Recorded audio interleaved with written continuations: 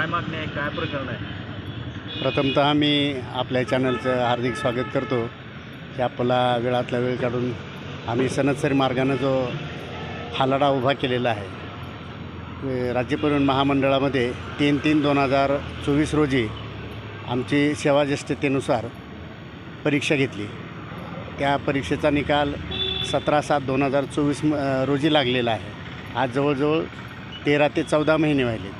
काही आमचे सहकारी बंधू सेवानिवृत्त झालेले आहेत, त्यांना या पदाचा लाभ मिळालेला नाही। आता जे प्रदीप पायाळे बसलेले आहेत उपोषणाला, त्यांचा कार्यकाल केवळ 5 महिन्याचा राहिलेला आहे।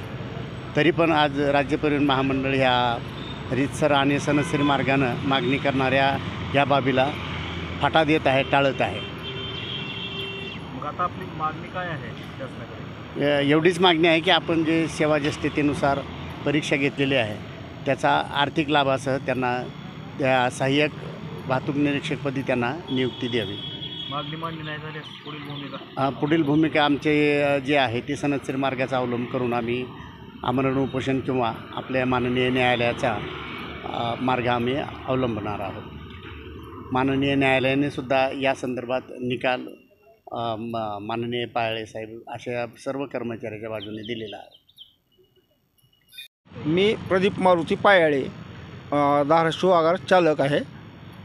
1 वर्षापूर्वी माझी परीक्षा झालेली होती सहाय्यक वाहतूक